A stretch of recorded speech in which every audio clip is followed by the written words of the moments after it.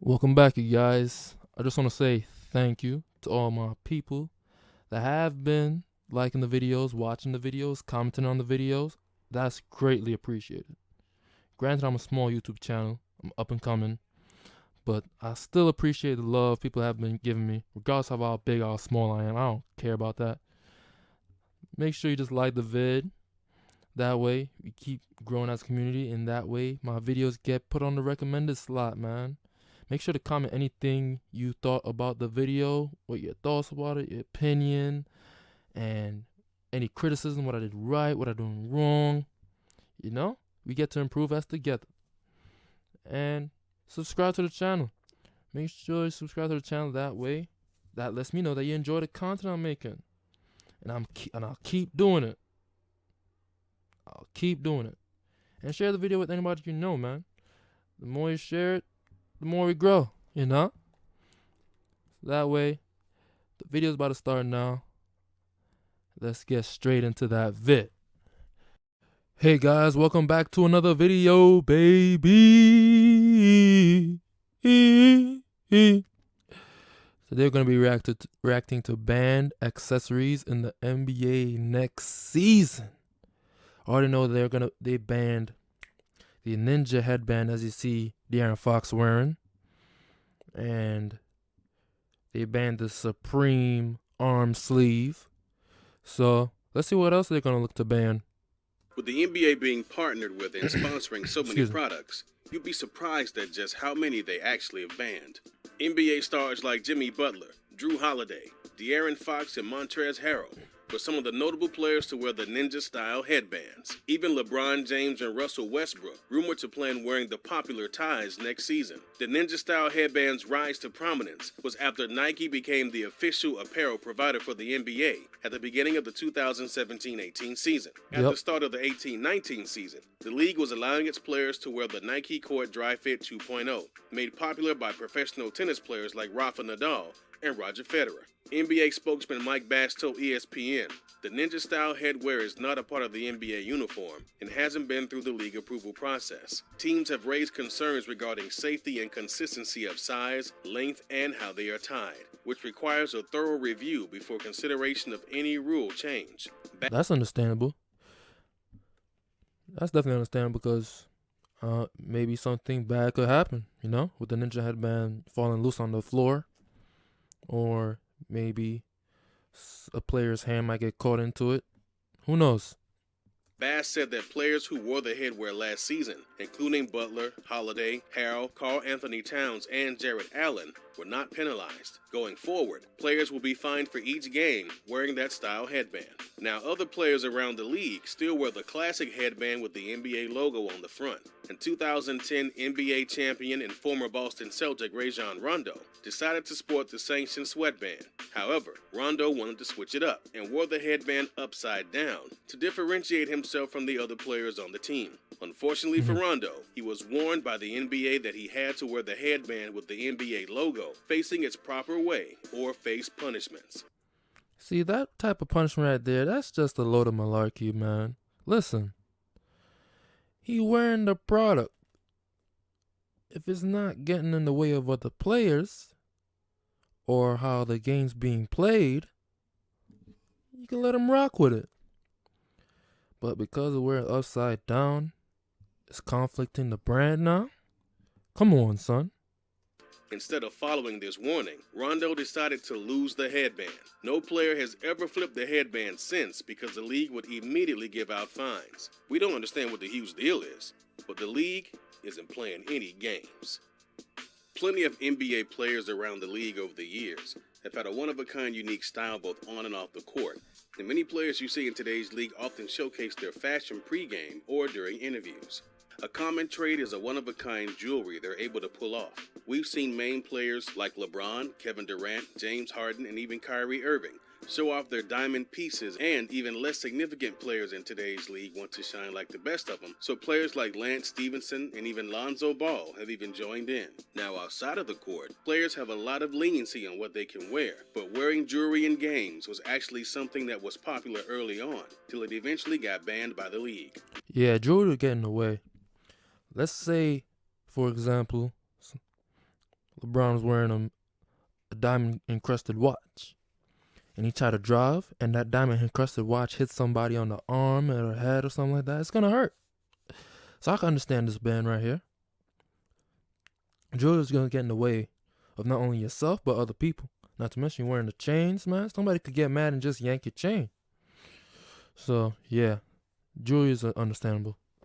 Wearing gold chains during games stems back to the all-time great pioneers of the game, when people like Julius Erving, Darryl Dawkins, and even Michael Jordan actually did this. When people say that in eras past the league was different, they definitely aren't lying, seeing as so many rules and new bans have come since then. But Dr. J was one of the first to creatively dunk in the league, as well as rocking a gold chain during his NBA games. There's actually a famous picture of him and Larry Bird both reaching for each other's necks, so you can see how dangerous this could have been.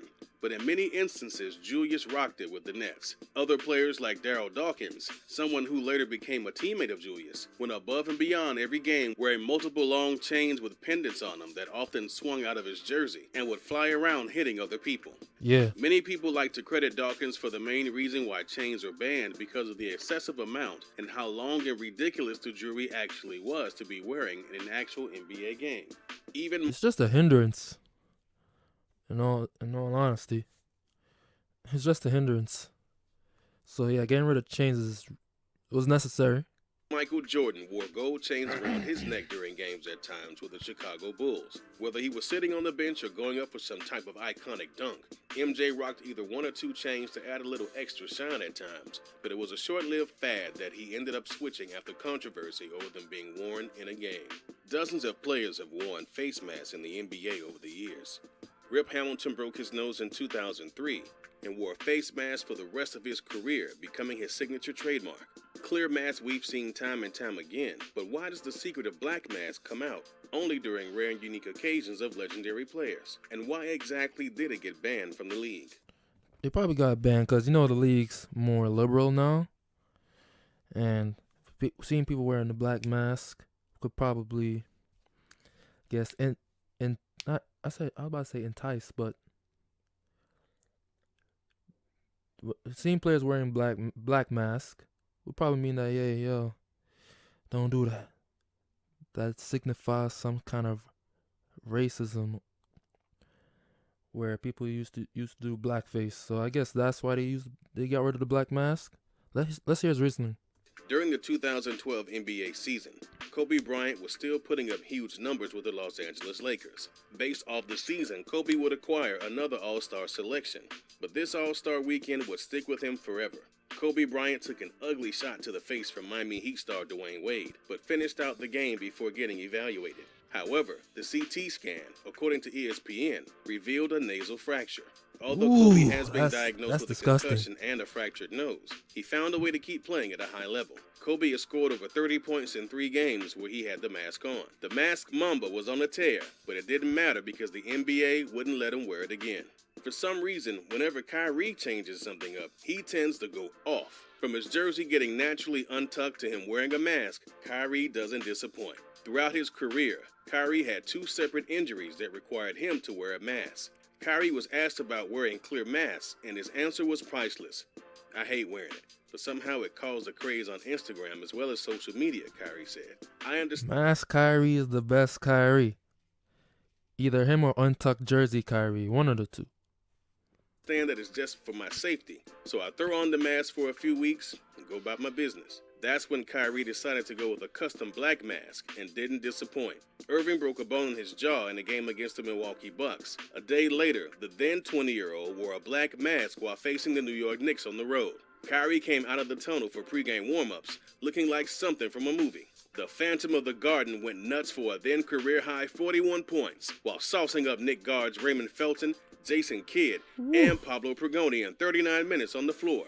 In 19 games wearing a mask during the 2012-13 season, Irving averaged 24.5 points while shooting 45.7% from the field and 39.8% beyond the arc.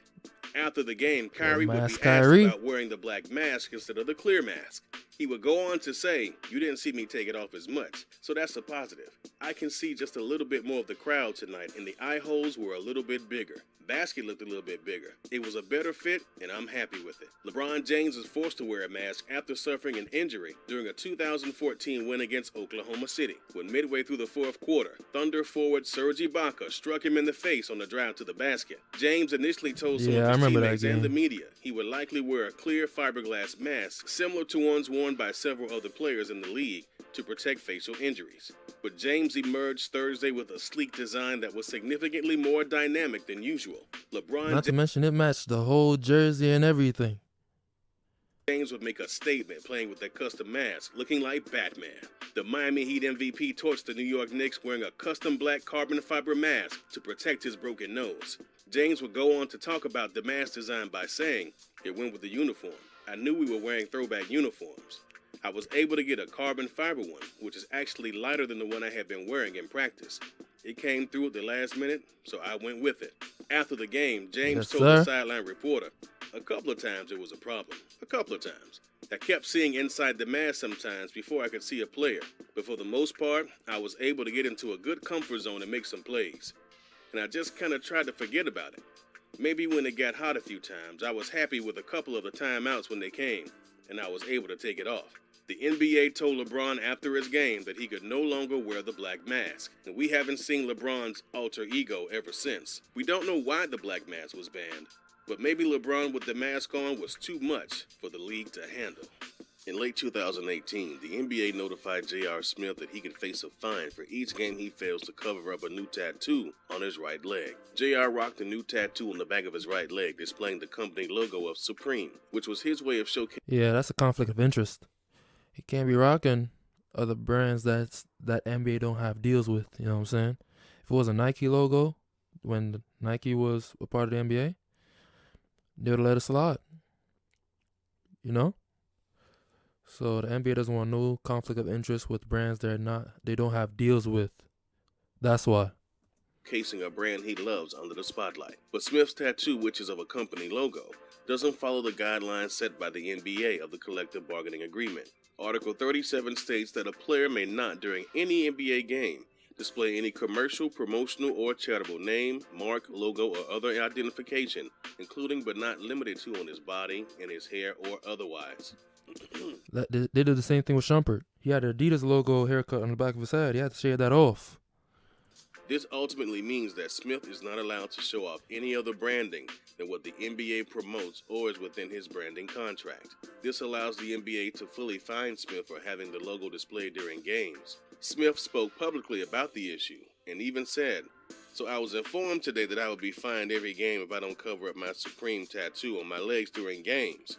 These people in the league office are something else." And in the caption, he added that he felt targeted by the league. Prior to this year's season beginning, Lonzo Ball also dealt with a similar situation surrounding his own brand. Just 2 weeks after the NBA warned JR of his Supreme tattoo, the NBA also approached Lonzo with the same offer: either cover it up or get fined. Lonzo, who has Big Baller brand tattooed on his lower right elbow, was asked to cover it up because of the issues it causes with brand deals. Shortly after all the controversy, JR, as well as Lonzo, have been covering up their tattoos with athletic tape ever since. But this rule was put into place around 2011, but hasn't been something the NBA acted on until last year when the NBA asked Washington Wizards forward Kelly Oubre to remove his Supreme leg sleeve he wore during a game. Now, unlike a permanent tattoo, Kelly was slightly moved by the fact that the NBA would ask this, but did remove it as well as a small change.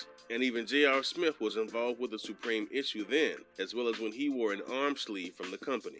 During a highly anticipated matchup against the LA Lakers and Lonzo Ball under the spotlight, Smith took to the court rocking the latest creation from the billion-dollar brand Supreme. On his left arm, the shooting guard rocked a dry-fit Nike shooting sleeve, featuring the NBA logo with the iconic slanted Supreme script.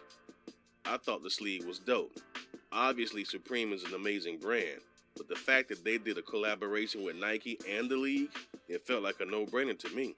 The shooting sleeve was released in 2 colors, Black and red, online and in store, but quickly disappeared forever after these two instances. Another instance surrounding brand issues was when Iman Shumpert headlined the NBA News back in 2013 when playing for the New York Knicks. One night he actually got an Adidas logo shaved into the back of his head.